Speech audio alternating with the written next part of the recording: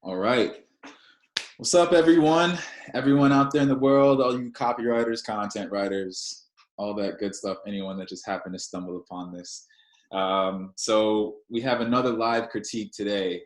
And if you're new to the group or you're new to me or what's going on here, basically what we're doing is talking with copywriters, but not just about any random copy that we found online, no random headlines. We're actually talking about copy that they wrote themselves. So I'm really excited today to talk with my man, Donnie Bryant. I've known Donnie for, I don't know, man, probably maybe like a year or something like that, just kind of through Facebook. Yeah, probably about that. Yeah. Yeah, man. So I'm really happy to get a chance to talk with this guy, because not only is he an amazing copywriter and really has a pulse, I think, on direct response more so than most people that I've met. He's also just a super helpful, very selfless dude that's really just kind of willing to always give back and help other copywriters out. So Donnie, thanks for taking some time to chat, man. How you doing? Hey man, it's a good day, bro. I'm glad to be here with you. You know, I'm a fan of yours and happy to hang out with our people, you know. Yeah, exactly, man. That's definitely been like a silver lining of this whole chaotic time, is just like kind of that push to start really connecting with people, connecting with these people that we chat with online all the time. Yeah, no doubt. So for anyone that doesn't know you, anyone that is new to Mr. Donnie Bryant, can you give us the quick 2-minute, who is Donnie, what does he do, why should we listen to him? I can do it much faster than 2 minutes because I like to skim past this part. Listen, I've been a copywriter since 2007. It was an accident. I hated my retail life. And I had 3 kids. I needed something else. I needed to figure out something else. And I was addicted to caffeine at the time too. It's happened. That's like a constant in my life. I'm addicted and I'm off it, and then I backslide. But anyway, I stumbled across, I believe John Carlton was the first guy that I stumbled across and fell in love with the idea of copywriting in, it was 2007. And spent a couple of years harassing people to give me money and trying to build my chops up. And it's kind of been going from there. In the last 4 or 5 years, I guess 5 years, I've been in financial. Worked with some big names that you would know, like Agora Financial. And yeah, and kicking it, you know, just try, like you say, trying to give back and trying to make sure, because I've done a lot of things wrong, and I want to make sure to help other people not make the mistakes that I made. Yeah, along the way. Yeah, absolutely, man. And it's cool that that you do work with kind of some of like this direct response work, because I think a lot of copywriters, when they come in, that's what they're exposed to, is like the John Carlton, Clayton Makepeace, like all these names, these big names that kind of have, they're almost like on this pedestal where it's like, oh, and so I think for a lot of copywriters, it can seem a little intimidating, especially when they want to get into direct response and start to work with these, Agora style companies. So, so I think quick about Clayton, man. I met Clayton. What year was that? I don't know. It was a couple years ago. And people say when I write, I'm never feeling really good about what I write. I'm nervous. Clayton, who's been a copywriter for 40 years. Who sold over $1 billion worth of stuff. He said every time he sat down and he was nervous to hit the send button, just, to send it over to the client, he's never sure. He never felt fully confident in his own stuff. So for everybody out there who's listening, if you have that little quiver of doubt, you're just like Clayton Makepeace, man. Yeah, man, that's the thing. These greats, man, they still have these same problems that brand new copywriters have. Everyone is still, and to be honest, everyone is still learning too. I've been in this for 6 years, and I still, especially in the past few months, I've been feeling like I'm learning brand new again, and it's been really cool, man. It's one of the coolest parts about copywriting is obviously it's not a linear path. And so you never really know where you're going to learn from, who's going to teach you something. And so you're always kind of on it. And then once you get yourself in these communities, then it's just man, it's a game changer. Absolutely. Yeah. So, so before we get into the actual copy that you wrote, so you said you started with John, you started kind of learning about John Carlton. Is that kind of what, did you meaningfully go into direct response and then kind of like intentionally go into the side, or how did that happen? Yeah, I think I wasn't sure immediately what I wanted to do. I kind of toyed around with a few different ideas, but within weeks, I was like, this is what I really want to do is sell. I loved selling. I've done some face-to-face sales in my previous life. And that's what I wanted to do. Plus I realized, if like I can't write an article, every day. I'm not the kind of person who could get into content marketing in that way. I realized very early it's not really what I want to do, but rather helping people come to a decision, leading people to make smart decisions. That's what I wanted to do. And I feel like I can do that all day. And then I started doing it all day. Yeah, no, I think that's a good way, especially for new copywriters, like do whatever feels right, it doesn't really matter what your past life was, or like, right. There's so many routes to go. But whatever feels right is going to be the one that, that you can actually be successful in. Yeah. You'll find out as you do it, but you talk to people who, I don't even feel like, from my father-in-law. I know we want to get to the point, but my father-in-law, who is a pastor, and I was sitting in church one of these days. Well, the church or Bible study, I don't know. But he was talking about how marketing is evil. They try to get you to do stuff. And then I'm like, bro, I don't call him bro because my father-in-law, but like, that's how I feed your daughter and grandkids. This is how I take care of my family. But it's fine. Some people feel like that they're really not into persuasive direct response. They want to do educational stuff. They want to do technical stuff. They want to do, they really want to get into SEO and different things. And all those are cool. And there are all ways you can make money. Like you said, it's just about finding what feels good to you. Because if you don't like what you're doing, that's what we become copywriters for, to enjoy our lives a little bit. Yeah. Hopefully make above average money and control our lives and control our time. So yeah, just don't build yourself a house that you don't want to live in. Yeah, exactly, man. You can be especially within persuasion, you can be like this ethical side of persuasion. You can be like a slimy person if you want to be, but I think in general, marketers, we're mostly good people. I don't know, mostly. So yeah, I find that for the most part, you're right. Yeah. All right, so let's jump in. Let me share the screen to get on some of this copy. So you wrote. Let me see. How do I do this little button? Okay. All right. Let's see. Hold up. All right. Everyone gets like the behind the scenes of how like shifty my Zoom calls are, because I can never. It's authentic. Yeah, exactly. All right. All right. Cool. All right. So this is some email copy that you wrote for a financial publisher, right? So can you give us kind of just, I guess, like the quick backstory, like behind this, kind of maybe like how you work with this company and stuff like that?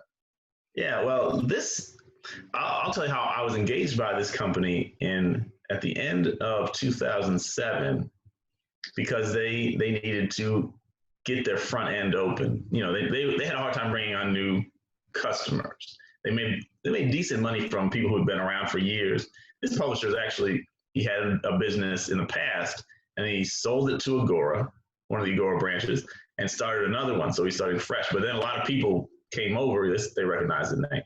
So he had a lot. They were making decent money. It was less than $1 million, but it was in the hundreds of thousands of dollars per year. And but they wanted to grow. And so that's why they engaged me in the first place. And I wrote a video sales letter for their front end program, which was, this is sound braggadocious. It really was, it was a major turning point for that business, because like I said, they had a hard time bringing on new people. The sales letter we were able to convert cold traffic, and we were able to make a profit really quickly. So my copy, not only did it convert well, but it also helped boost the upsell. Like you have when you buy something, they say, well, do you want to buy this also? Yeah. Or you have a funnel that follows that up. And we boosted the take rate on the upsell by about 33%. Yeah. So it changed the game. The financials of of the business changed. We're able to spend money on acquiring new customers, not go too far on the red to get them, and then keep scaling. So this goes with that sales letter, these emails. And then, okay, so there's two versions of it. I'll tell you the story, and then we'll look at this. The longer version, which is what you see on the screen now, was my original take. So this isn't the first email that I wrote, but one that I wrote that eventually became a huge winner. And when we sent it to our list, and it did really well. And then we said, okay, we're going to send it to the external list, get partners to email their list for us. And the guy who was managing that for us, who didn't work at that publisher, he said, this email is too long. You need to make it shorter. And because everything I'm seeing is 100 to 150 words tops. The top email is 260 words or something like that, if you count the PS. So he said, just shorten it up, and you'll get better numbers. Well, the truth of the matter is, we got a lot more clicks with the short email, but conversion was significantly less. So depending on how you're paying for traffic, and that's a complicated conversation we don't have to talk about today, but when you're paying for clicks, you need them to be good clicks. Yep. And when we're just saying, okay, I'm going to send this out to 10,000 people at a flat rate, then our strategy was to just get as many eyeballs as possible to the sales letter. So we use the short one when we're buying impressions, regardless of how many people click, this is how many people will see this at this price. And the longer version, when we're paying per click. So also we converted these into ads, so it's the same thing for the most part, right? In an ad, you're paying for a click. And so we wanted high quality clicks. So anyway, that's why we got two versions of this. Okay. Yeah, man, you make a really good point, because like you said, all clicks aren't created equal. So, I mean, Not at all. We'll go into it, but definitely one of those things, for anyone watching this, like, you have to think about what is the actual impact you're trying to have on the business, like kind of the deeper thing, rather than just saying like, this is the better copy because I got more clicks. Like, it really has to go deeper into the business. And I think in general, that's, important for copywriters, is to really think about it as more than just this piece of copy. It has to be like it's connecting to our, our bigger goals and what we actually want to do. And then considering things like, awareness, like you said, where the traffic's coming from, all that is super important. Yeah. And then, well, look, and then in addition to being a good skill for you to have, if you can ask these questions to the client, it'll help you do better, but it also elevates your status in their eyes. Yeah. Because you're not just a person who can write sentences that sound cool. You're a person who understands how this game works and understands how to make him or her money. And that's what they want. You can say, I can make anybody $1 billion. If you got $1 billion to start with, I'll break even for you. But can you turn, $1 million into $2 million? That's the conversation that they want to have. Yeah. So being able to dissect that, like, what's the end goal? What traffic sources do we have? What's the funnel? What's the next step? All of those questions that you ask, they make you a better copywriter, make you a better strategist, and they make you look better to the clients and prospects that you're talking to. Absolutely, man. So I think an unfortunate, I don't know if it's an unfortunate truth, but a truth of clients is that a lot of times they will look at you as just a writer if you position yourself as just a writer. But that's the default. If you come in saying like, look, I need to know what's going on in the back end, the front end, I need to know like how this business is running, then your rates, you're qualified to be this expert and position yourself as this expert. And that, man, especially right now, like that scarcity mindset as far as coming in, like, please, I'll just write your copy. I swear I'm a good copywriter. Yeah. Otherwise, you can come in and be like, yo, like, I know what's going on. This is, asking the right questions. It really just makes all the difference. It makes you look cooler too. Because when you say, oh, yeah. Yes, sir. I'll do anything. It's like, it kind of repels. Like the client's like, this person is thirsty. Yes. Why so?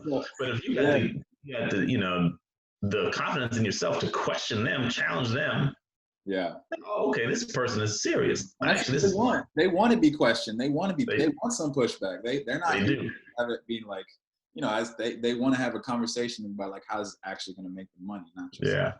And in a lot of cases, that we're talking all this other stuff, but in a lot of cases, like especially if you're talking to a higher up, they're used to people just saying yes, yes, yes. Like if you say no, oh, this person's got some guts. This person's got a spine. This person thinks for themselves, and it gives you a chance, even if you go their way in the end, it gives them a chance to question and investigate to make sure what they're doing is smart and well thought out. But a lot of clients don't even know what they don't know. Yeah, that's true. That's very true. And then that makes it so much more powerful when you can expose them to some new information. Then your value goes to the roof because you showed them something that they didn't even think about before. I think your audio went out. Oh, whoa. Can't hear you. Let me see. No, can't. Back. Oh, there you go. Got you. Okay. If you can ask the question about just traffic sources, like what's your your cost per lead from this traffic source versus this traffic source versus this traffic source, and a lot of them they didn't break it down that way. But when you do, it changes the financials of the business, because there may be, if you're really dealing with really sophisticated clients that they probably know. Yeah. But even the fact that you ask puts you in a different category. But for slightly less sophisticated clients, they never even thought some of my lead sources aren't as profitable as other ones. And it's always true that some cost more and some cost less, and some generate a long-term value that's higher than others. So just having the wherewithal to ask those questions, it raises your value considerably. We might have to do a whole nother talk just about how to kind of talk to these clients and when you position yourself, because that's obviously a whole, we could talk for a whole day about how to do that. I'll say one thing, this just because it's pertinent. Yesterday, I had this client, we worked together for a while, also financial, and actually they're selling physical gold and stuff around that. So right now everybody's buying gold because they're scared about the stock market. And they sent me a text message and 2 emails. Can we talk? Let's talk at 11 o'clock. And I could have made time for them. I said, I don't have time. You can't just call me and expect to call me on the flip of a switch. I got time on Friday. Let's talk Friday. So it's mostly a power move on my part, because I don't want them thinking that they can I'm going to hop up for them. Oh, you call, I'm coming. No, you're going to come to me on my time, because I'm the guy who makes money for you. Yeah, and delivered for them. So yeah, you're not just a freelancer off the street. You're running a business, and I think as soon as you set that standard at the beginning, then you have that going forward, and it makes all the difference in the world. Yeah, you got to set that tone for them, because if they think I'm going to text you and you're going to, I don't like text messages, man. Yeah, but anyway, you don't want them to think that they can just push you around and get whatever they want from you. Yeah, man. It's hard to push back. It's hard to push back because you don't you don't want to mess up your money, but you gotta push back, or else you're not gonna have that respect. So yeah, man. Yeah, you got. You're right. You gotta find the guts to challenge them, and you'll find it's not nearly as negative as you think. Most clients will understand. And if I am sitting around waiting for you, that means nobody else wants me. Yeah, exactly. All right, so let's jump into some Thank you all for being patient as we kind of just talk about. I'm sorry. That's good. I mean, this is super valuable stuff for anyone watching. Like I said, me and Donnie might have to do a whole nother talk about how to kind of position yourself, because that can be the difference between thousands of dollars, man, if just how you talk to your client. So, absolutely. Anyways, as far as this copy, what we're critiquing copy. Yeah, we're here to talk about some copy. So. Right. Anyone that's watching this, you probably already read through this because we've been had this. But the reason I really like this copy, so this is one of those emails that I think anyone that would first glance at it, like, oh, this is like a simple ass email, like, oh, he's just, it's just a couple things here and there. But once you really start analyzing it, man, it really has these points of persuasion that they fill certain roles. Like each line fills kind of a certain role to move them down through the email. And I think this is just an amazing example because, it's not overcomplicated. It's not like a secret what you're doing. Like, we'll talk about it, but like the strategies that you're using, they're known strategies and they're known to be effective. And this is stuff that as soon as you implement this into your emails, to your website, to any copy that you write, it just has this effect, and bring results. As you can see, like, this is one of those game-changing emails that, although it is simple, it can really change, the outlook for yourself, for your client, for whoever. Yeah, and we were able to run this I think we ran this email for over a year, like without changing it. That's crazy. Yeah. We just find new lists, or, you give it some time and you roll it back out, and it kept producing, and it started slowing down. The video sales letter that I wrote it's been 2 years running, and we just found new pockets of traffic, and it's making more money than ever after 2 years. It's insane. So that's the point. It doesn't have to be complicated. It just has to hit them buttons. Yep. And once it's working, don't fix it if it ain't broken. Like, no. Man. No.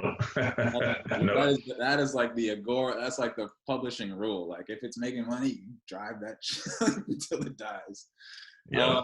All right, man. So let's start at the top, man. Let's start at the subject line, because I see you put 4 different subject lines. I'm sure you had way more than this before, but I'm sure you broke it down to these 4. Yeah, these are the ones that ended up, generating good opens and good clicks and good orders, because we sent it out so many times.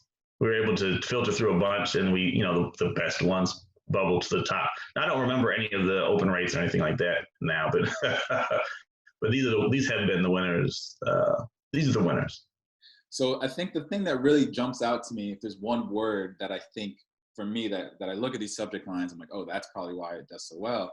Specificity. Like, these are damn specific. Not only is it talking about the percentages, like 99.52, it highlights a name that anyone reading this and they're thinking about money, they're going to see JP Morgan and they're going to perk up. Right. And I think this is something like, like, obviously Agora and companies like that, they're really good. And a lot of their stuff has numbers like this, where it's like 99.52. And a copywriter might look at this and be like, okay, they could have just said 99%. But talk about, like, what specificity does to kind of perk up that interest, and how it kind of sets the tone for an email like this. Yeah, man. First of all, it is noticeable. Like, your eye automatically kind of is drawn towards that number. Mm-hmm. And so that's one. Number 2 is I don't know what the principle is called, but your brain attaches itself to specificity. You assume that there's a real calculation that went involved. You assume that this is not rounding up or down. And a lot of times we say, man, 99% of the time, you just mean a lot of the time. 9 times out of 10, it just means most of the time. You didn't calculate, you didn't take a poll or survey, but 99.52, that's a real number, real specificity. And your brain instantly kind of knows, or at least assumes, that all of that went into it. You did a real calculation of real data, and you're going to show me something specific, not made up, not hyperbolized. Is that a verb? Not hyperbole, exaggeration. And so the specificity, like you said, it grabs attention, and it also generates a instant level of believability, credibility into just adding a couple of decimal points. Yeah, absolutely. And also, even if it, there might be some people where they see such a specific number, and I don't know if my audio is going out, here's some clicking, but they see a specific number, and like, that makes them want to see, especially in a subject line, they're like, is that for real? Like, why is it 99.52? Like, that's not a number I've never seen. Curiosity, yeah. So the curiosity gap, for sure. And then the also, man, the copy paste, like, I don't think it, like, every industry, every person, every audience, they want a faster way to get places. Like, so whenever you can position, whatever you're talking about, your offer, as, a shortcut, quote unquote shortcut, then that's instantly going to perk them up, because not only do they want a shortcut, they also want to see if you're full of BS and see, like, oh, it's name copy paste. So as a subject line like that, I think that hits all those points really well. Yeah. And you know what, in the ads that we're using in content distribution networks, we have, it's a variation on this, but the headline says in brackets, proof inside or documents inside. And it's true. I got screenshots from a JP Morgan investor relations document to prove what I'm talking about. Yeah. So this isn't made up at all. It's not entirely honest, but it is the specificity is rooted in truth. Yeah. So, and then okay. So we're saying the subject line is kind of grabs their attention. So now the first time the person clicks through the email, so this is what they're seeing. Research exposes. Was this actually in the email? This header here? Yeah. So it's visible in the email, but it's also appears as pre-header text or preview text, however you call it. Okay.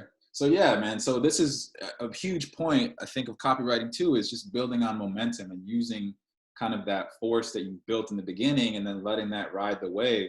So you have some, you built some curiosity, and now they're like, all right, so I know JP Morgan, he put out this weird ass 99.5%. How the hell did he get that? And so now you're starting to expose like kind of what the secret sauce is, right? So now you're just continuing to build that curiosity, and people love a damn tease like this. Like we were saying, like there's some hidden research, or, especially shortcut, like we were saying before. Right. So whenever you can use those elements, man, you did it. Really this here, the word research, again, it's cementing the fact that this isn't made up. It's not opinion. Yeah. It's not the experience of one random weirdo. Yeah. This is research. You tie it back to the assumption it's research about JP Morgan. And we all know JP Morgan is a beast. So you got research. The verb expose is a powerful verb. It's a visual verb. It takes you to a place of there's a secret that now I'm being led into, or some dirt or whatever that's coming to light. So your brain brings the power of that word itself. You bring your own associations of what expose means, but it's curiosity all the way up here. And shortcut, like you said, who doesn't want a shortcut? I want a shortcut to everything that I'm doing, and so does everybody else. Yeah. And stock market riches. I mean, our audience is trying to get money investing in stocks, trying to make a lot of money investing in stocks. So we've smashed all of that. And what is that? 6 words, 7 words? Yeah. And man, you said it. Research is just a word that people trust. Like, you can get detailed if you want, but people see research, especially like you said, tied to a big company name. And it's like, all right. And expose, like you said, man, that is a powerful, powerful word. Like, there's a reason why people keep talking about the Illuminati, even though no one ever shown any proof of the Illuminati. Because like you want to have this peek behind the curtain. Like everyone wants to know what's going on that they don't know. So everyone wants to be privy to some new information. And that's not just the audience. That's not just about stock market or financial. That's anything, man. Like anything. Anyone wants to be privy to some information that their neighbor might not know. So whenever you can kind of tease that, you're going to have some good engagement. Absolutely. So, dear investor, so that is the way of the financial newsletters for sure. Starting it off with hello friend, dear investor. And it's one of the, I think specific for this audience, it works really well. Obviously for some audiences, it might not be totally necessary, but I think it is definitely a nice touch, because I think in this case specifically, because you are kind of framing it as like this expose, it's like you're sitting someone down and be like, listen, friend, like, you know what I mean? Right. Yeah. So let me tell you this also. This is going to external lists. So we didn't have first names, so you can personalize it. We just had to put investor. Yeah. Another client that I have their list is 700,000, 800,000. I don't know what it is now. We did really in-depth studies of how to open an email. And if you have a first name, now I won't say that this applies to everybody, but in our use case, taking away dear, like if you put dear Bob, but we just put Bob, comma, and got into it, that actually increased, well, obviously it doesn't increase the opens, but it increased click-through and conversion. Wow. Just by taking away the word Bob. So consider skipping the word dear, or just consider trying a different opening line. And you'd be surprised. It's weird because you think once the click happens, you would have pretty much the same conversion rate on the sales page, but that's not what we found. It actually increased sales per click. Very strange. But yeah, so the main idea is, of course, to test. But I just thought I'd share it. Like if we had said investor, it might be weird because they don't know us. But on your house list, you just say Bob. Or you can say, hey, Bob, check it out, Bob. Try all those different variations and see what you come up with. And I think you know, well, I don't know what the hell the exact reason is, but for me, I'm thinking about that. And maybe it's something like it's urgent. Like, we don't have time to say dear. So when they see that, they're like, oh, this is a serious situation. So I think, yeah, like you said, testing things and really playing with how you can kind of increase the urgency. It's a huge point, like especially the first line of the actual content, like that's going to be it's going to affect so much how much people actually read to the bottom. Yeah, that's a good point. It could be that it just increased readership, so then you got better clicks, and there are more clicks and better clicks. So it's a great point. I didn't really think about that. So one thing I really like here is it starts off, how would your life change if 9 out of 10 of your trades are winners? So I think I think copywriters, they tend to focus specifically on, so like if we're talking about finance, they're going to say it would be more normal for them to say like, how would your portfolio benefit if 9 out of your 10 trades were winners? But by you shifting that, it's not just your portfolio, it's not just your bank account, it's your life, right? So this adds that bigger transformational element, right? So as you're reading this, it's like, okay, how would my life change if 9 out of my 10 trades were winners? So how do you kind of use that transformation, that idea of transformation, especially within finance? Like, how do you use that to kind of set the pace? Yeah, the truth of the matter is I hated that line when I first wrote it. It seems so cheesy, but I don't know how I eventually decided, let's just go with it.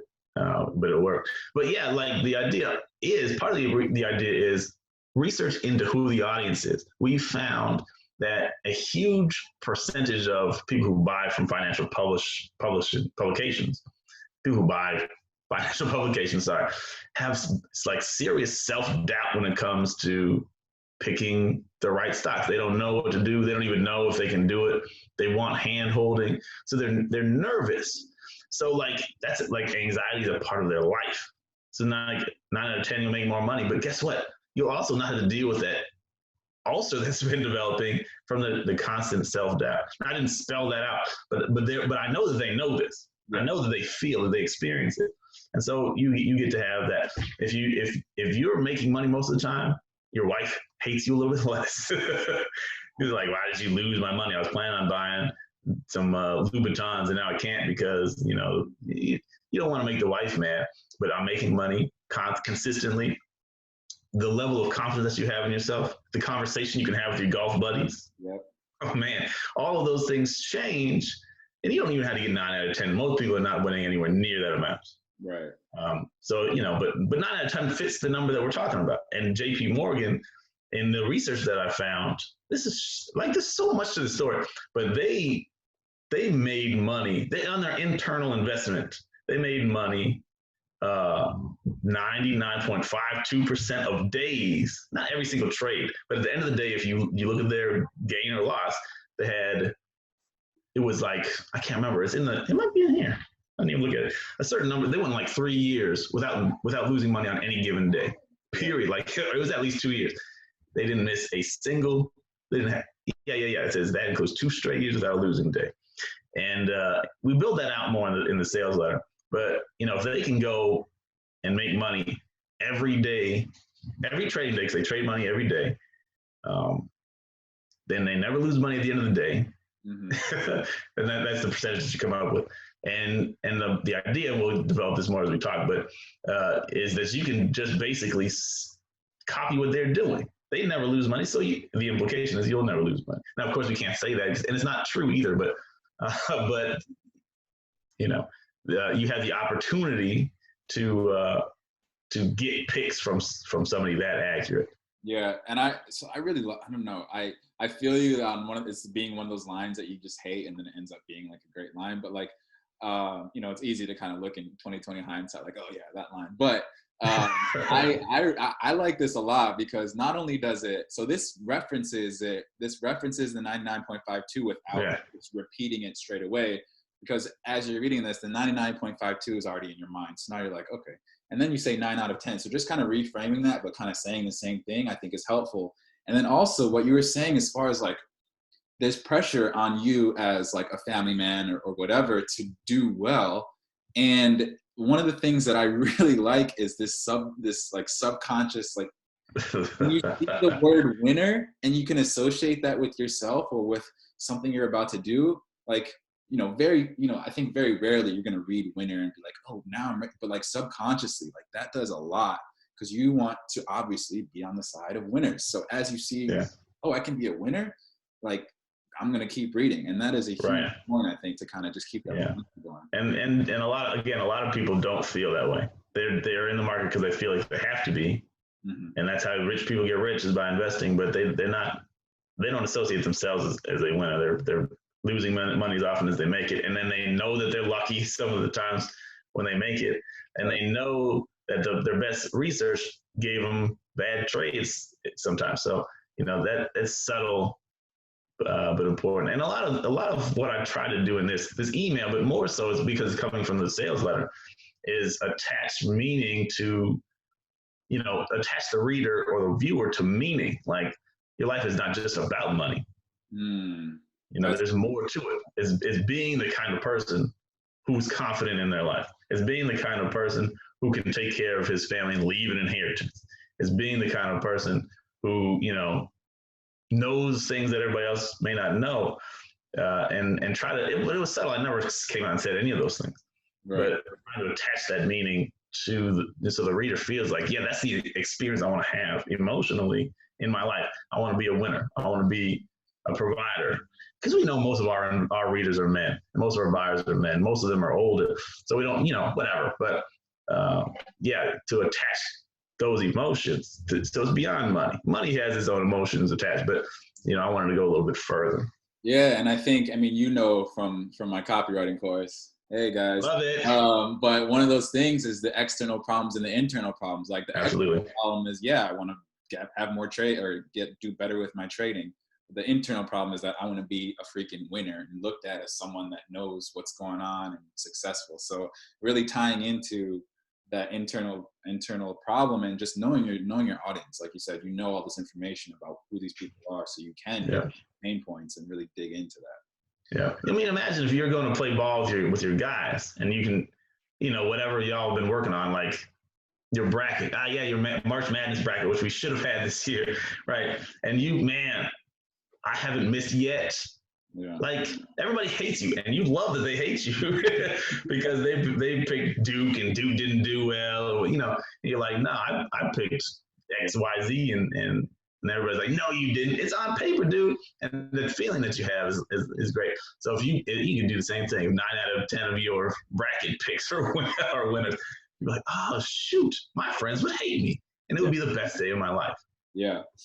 So one of the big parts of this, I think too, that's really important. As we keep going down the email. So as if I got this in my inbox and I read it, I would be like, oh, like word, like for real. And then you see the first line, it's like, really? And then you're entering the conversation in my head. If that sounds impossible, because I'm like, yeah, that kind of sounds impossible, you're in for a shock. So I think this is really, really important because you're immediately acknowledging these doubts that the reader has in the head, and you're saying like, listen, I understand what you're thinking, but what you're thinking is misguided, and I'm about to show you why. Right. And that ties back also to the research, because I know that you're thinking 99.52, nah. But if I can get you to go a little bit further, then you're going to reinforce that it doesn't sound possible because you've never done it. And most of the people probably have never done it. But I'm going to show you why it's possible. It's going to sound crazy, but it's true, and the research backs it up. Right. So then the next line, so this it, again, uses specificity, but I think it also is, what's really important here is that you recall what you've already been talking about. Like you started with the idea of JP Morgan, 99.52, and then you're revisiting it because you want that idea to really stick in their head. So I think what a lot of copywriters take for granted is having those big ideas and then revisiting them to make sure that they're sticking, because it's not enough to just say it at the beginning and then hope that it maintains until the end. You really gotta, if you have one idea that you really want to drive home, drive it home. Don't be shy about placing it in frequently, a lot of places in your copy. So I think this line is really good because it like I said, it makes that point really solid in the reader's head. Right. And if you're skimming, you got to know that people are skimming and they might miss the first time that you said it. So you have to say it multiple times just for pure probability that they're not going to see one or two of them. So this, we've got it in bold. So hopefully it will grab your eyeball and say, okay, what's that? 99.52. And then you'll sit on that sentence long enough to absorb what it means. So yeah, that's a strategy behind that. Yeah, and then the specificity, because where I'm thinking, you think 99% win rate, you're like, all right, what was this back in like the 1860s? Like, no, I'm talking about 2013 to 2017. So again, making it specific, so then it makes it real, right? That is such a huge part of, obviously, I mean, all copy, but then direct response too is like, this is the real situation, how it's affecting you. You remember 2017? Like, yeah, that we were getting these numbers back then. So you don't have to like come up with some, like as the reader, you don't have to try and like imagine like when, what time, how this could happen. Like, no, this was 2013, 2017, 2 straight years without a losing day. Like that is a very and we started sending this email in 2019, so it wasn't even that long. Yeah, I think it was 2019, either the end of 2018 or early 2019. We started sending this email. So I mean, it's even from now you say, oh, that's 3 years ago. That must mean that you sucked for the last 3 years. Well, we sent it out in early 2019, so like in the year in between, maybe something off had happened, but it's much more recent. Right. So, it seemed a little bit distant now, but when we first started sending it out, it wasn't very distant at all. And so here again, you're doing another recall of the research. That research word is like the one I think that, somebody's going to really kind of hold on to. And they're like, okay, so now it's not just research, by the way, it's a research breakthrough. And everyone loves a breakthrough, right? Like they love seeing like, it's not just some regular, like, whatever. Like this is some stuff that, because when you see research breakthrough, you're assuming like these guys are in the lab 20 hours a day. They're trying to figure out how could they do this. And so one of these elements of copy that's really important is this feeling that we put in a lot of work so you didn't have to. And then that, and then obviously you kind of jump into it where you're saying you can just basically piggyback off all the hard work that we did, and people love that. Yeah. And the crazy thing is, it's true. It's true. The service that we're selling literally traces what the big, the $1 trillion and the multi-billion-dollar organizations are doing, and then tells you, okay, they're buying this, they're buying that, which means we're making it sound a little simpler than it is. But, the idea of you don't have to go do that research that you've been doing.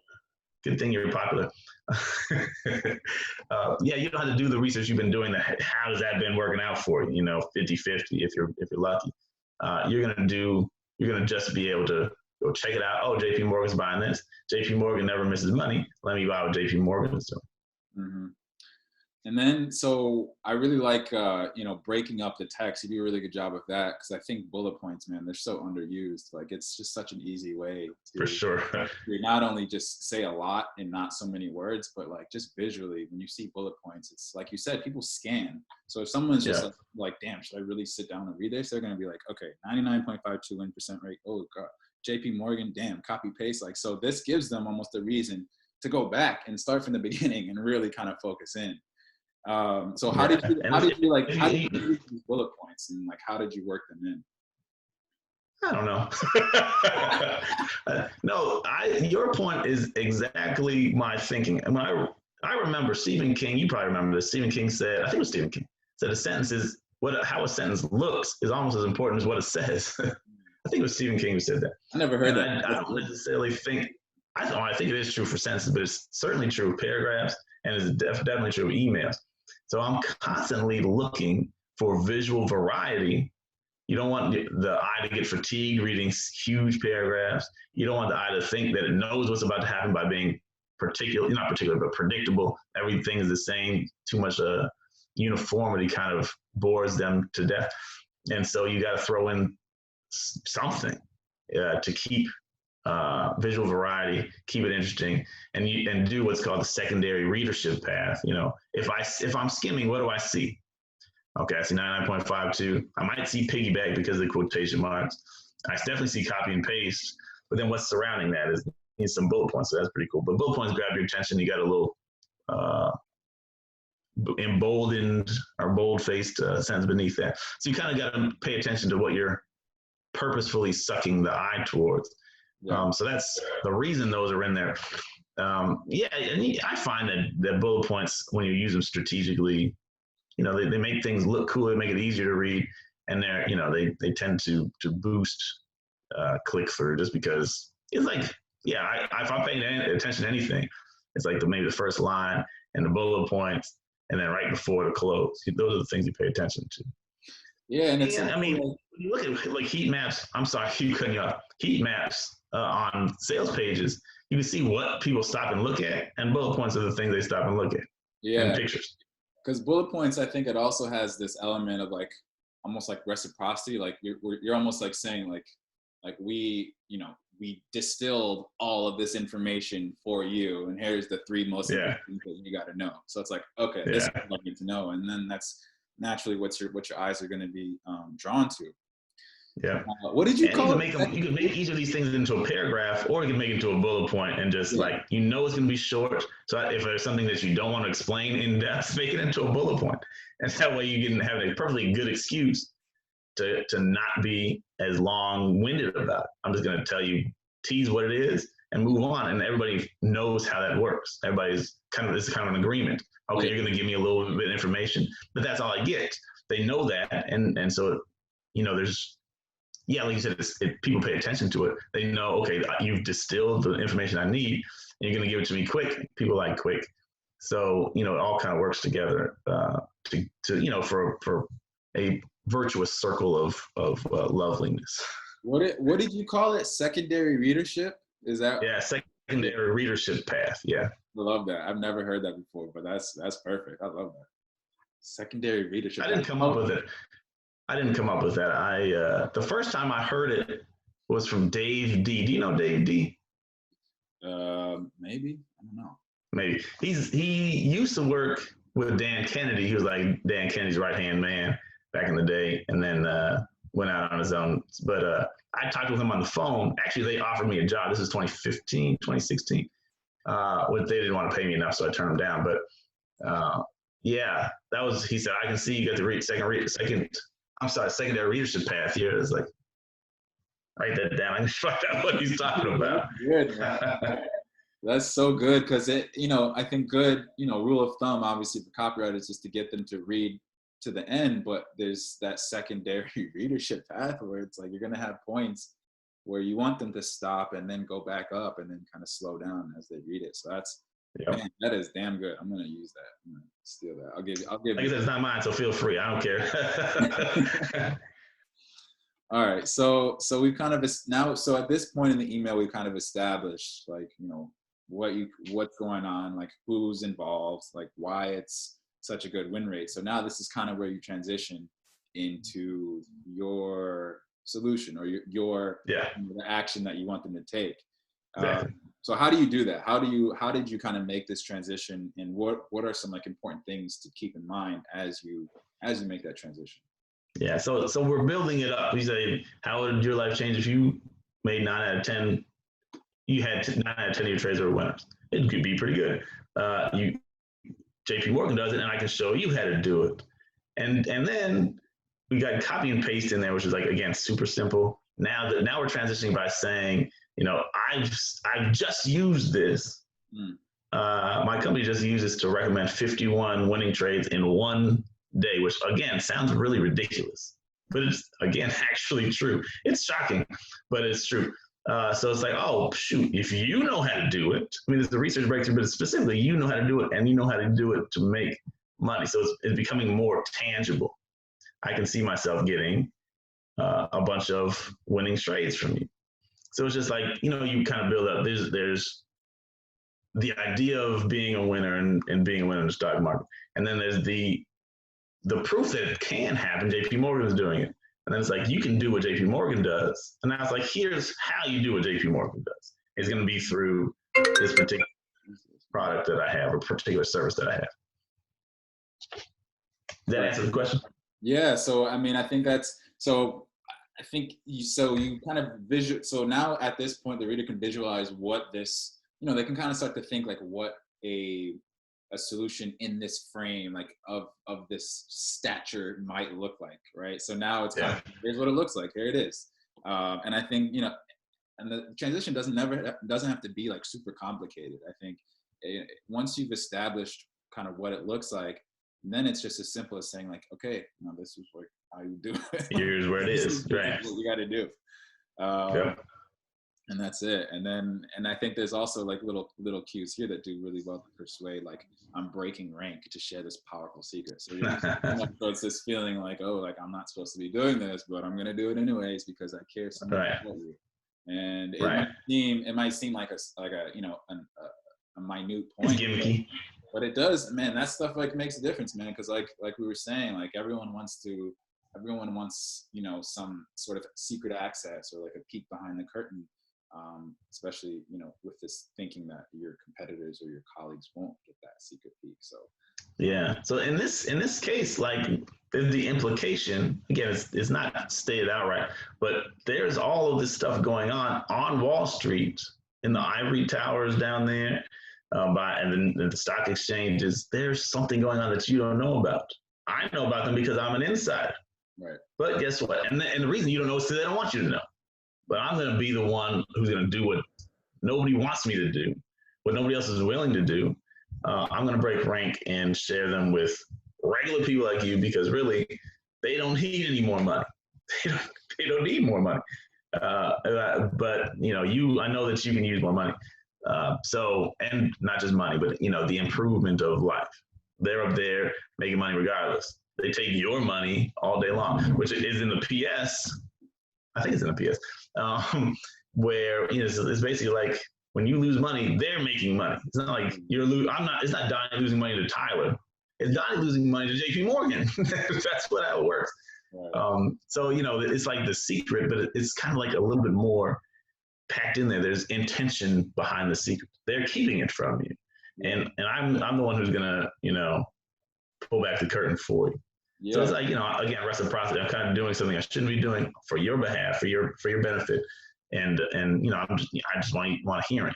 You know, I want you to pay attention. It's going to be good for you. Yeah, and it adds that kind of like us versus them mentality, where it's like, oh, like you're my teammate in this, and we're gonna. And also, like, I think your audience, like I'm sure you know, as you know your audience, you already know that they kind of have this innate distrust of Wall Street, of corporations. Absolutely.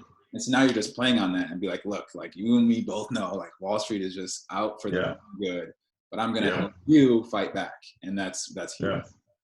Yeah. And when you click through to the sales page, and you can't do this, there's no live links in there. I have 6 dirty tricks. It's not right up top. At the top, we stick with this theme: 51 winners in one day, 99.52% winners. But maybe 5-10 pages down, I can't remember, because it's huge. It's a 60-page letter. 6 dirty tricks that Wall Street is doing that's taking money from you. Right. You know, they're doing pump and dump. You know, they top stock up. You want to get in now because it's so exciting, but they know that they're going to sell it as soon as it gets up here because they already own it. Pump and dump. Then there's 5 others. So again, we're going us versus them, and there's these dirty things that they're doing. I'm going to be the person who reveals these things or exposes these things to you, and helps you get, you know, take advantage of the things that they're doing to make sure they make money. So we're just going to do what they do. As a matter of fact, we're going to let them do it, and we're going to piggyback on. So, you know, where all of these things are kind of playing together to show you I'm on your side, and they're definitely not. Right. I love it, man. And then you hit them with the PS, where it's like, I'm going to talk about something you think you know about, and I'm going to tell you what's really happening. So that just kind of makes it more of like, I'm an insider. Like, so it's, you know, putting this in their head, like, because I think at this point, people would be like, yeah, you know, it makes sense. Like, sounds like a good idea. Just in case they're not convinced, let me tell you a little bit something else. Let me add some more reciprocity by giving you a little bit more of the secret sauce that they don't want you to know. So I think, you know, that adds on to the us versus them, and it you know, it makes it damn sticky. Like, I think this is an awesome email, man. So I think, you know, the cool thing I love to do, and I know you're the same, like to add, like you read my email and some marketing pitch, whatever, but I would love for you to come away feeling smarter, whether you buy or not, even whether you click or not. You know something you didn't know before, or you think about something in a different way, or you got a joke that you can tell somebody that you wouldn't have known if you read that. And that gets people to keep reading. Like, even if, like I said, even if they say, I don't want to do this, but they want to read your next email because they know you always give them something in the email. There's the only reason anybody opens an email is because they think there's something in it for them, right? It's information, it's a coupon, it's a funny joke, inspiring story, or whatever, something that I want. And I always want to feel smarter. So, this is like, oh, okay, I never really realized that 70% of the trades that happen on a daily basis are done by computers. And you're dealing with computers who work for the institutions. So, you think you're losing money to the guy down the street. It's not how it works. So anyway, I hope you're a little bit smarter. I hope you feel good about that.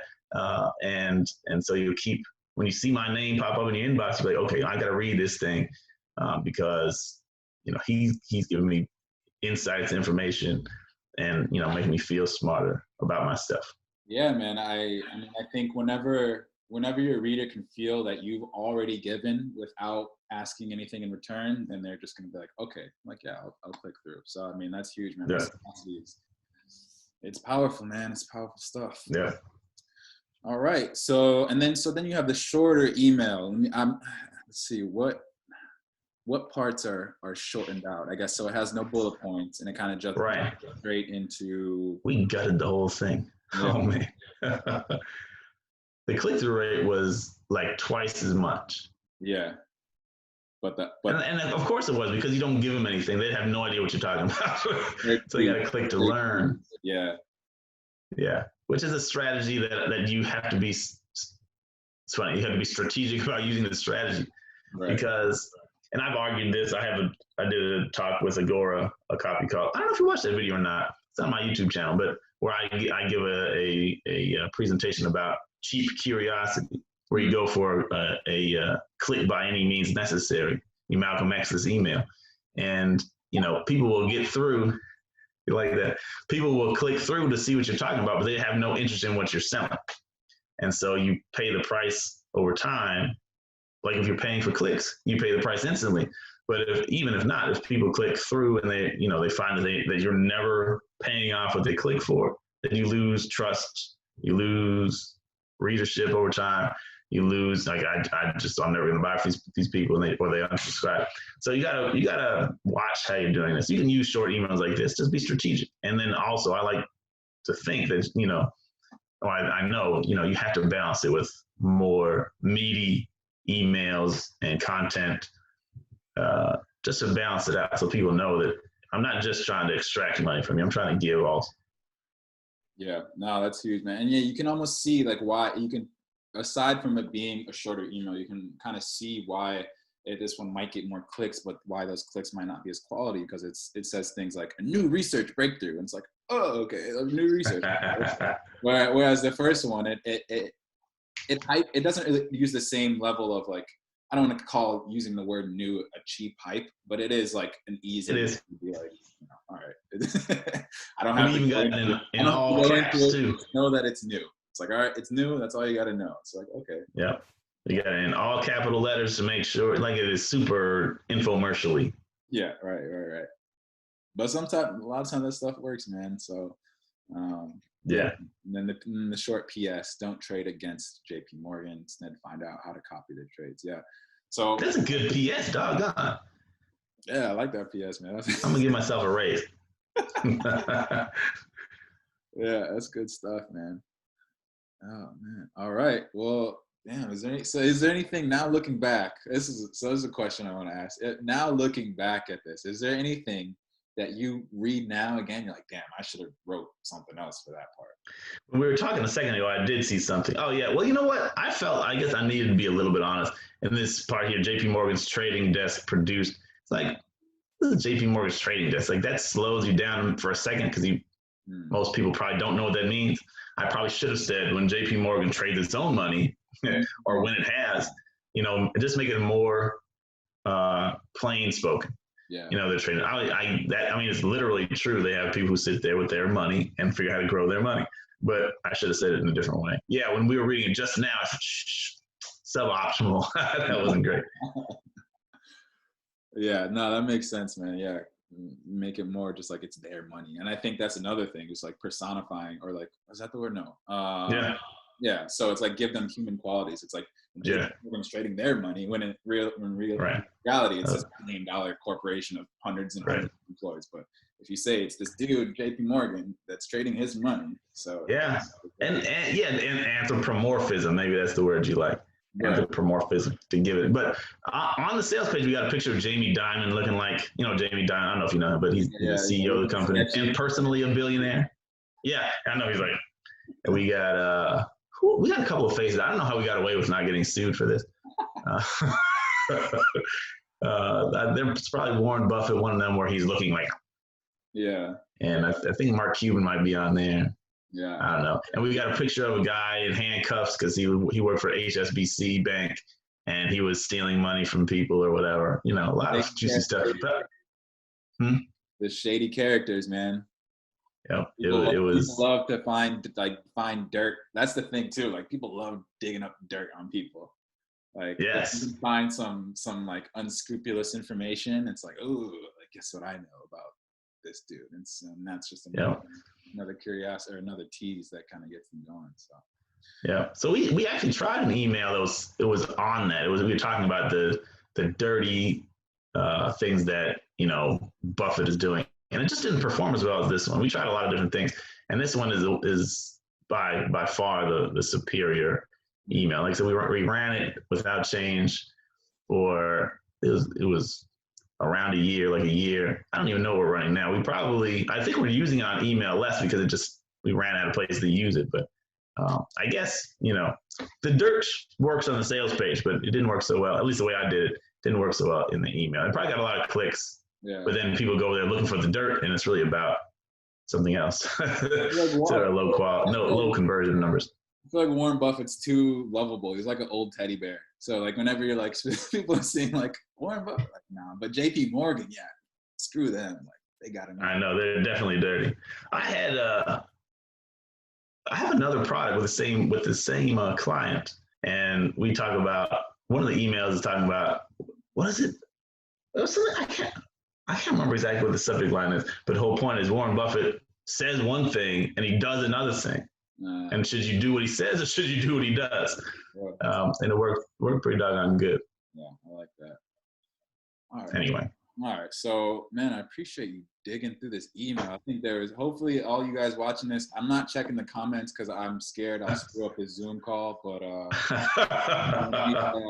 actually, let me stop the share and let me check to see if there's anyone that wants to touch on some of these comments. Let's see.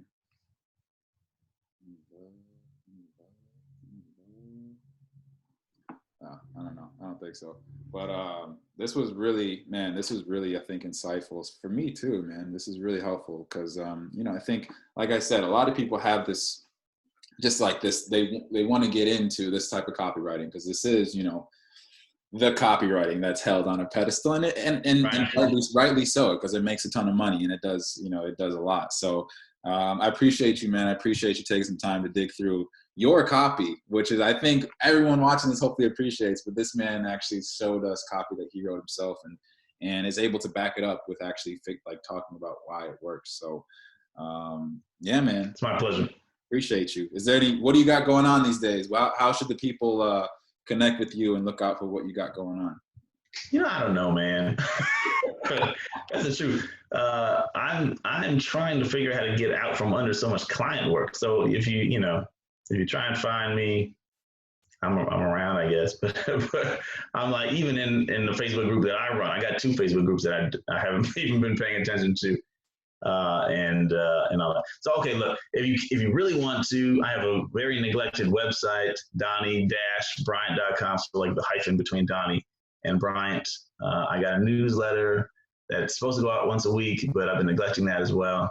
I'm just beating myself up today. And those are the main things. If I'm on Facebook, I spend very little time there. Like I have a Twitter account, but I spend little time on there. So I don't know. I guess I'm a reckless. But look, if you want to pay, if we talk, we can talk in this group. In your group, Tyler, tag me or something to get my attention, and I'll pop up. Definitely, man. All right, cool, man. I appreciate you. And guys, anyone watching this, if you're trying to get better at emails, like I said, Donnie is not only really good at emails and copy in general, but he's super helpful. So I know he's willing and ready to help. And if you got some melanin in your skin, he has a group. He has a group for you. So I'll post a link to that. Yeah, I mean that's the we got two requirements: some degree of melanin, right? And you got to be a copywriter or trying to become one. I've kicked out so many, not kicked out, but rejected so many people. So if you meet those two qualifications, yeah, and that's a great group. Super engaged, really good, helpful people in there. But yeah, all right, cool. I'm gonna let you go, man. I appreciate you. Thanks for talking. Yes, sir. With me. It was fun. We gotta do it again soon, man. That was really fun. Yeah, hit me up. I appreciate this too. I always love talking copy and chopping it up with you has been a blast. Absolutely. All right, man. Well, shoot. Enjoy the rest of your day. Have a good week. Peace to everyone watching. Thanks for coming along, and happy writing. Peace. Yep. Later. Peace.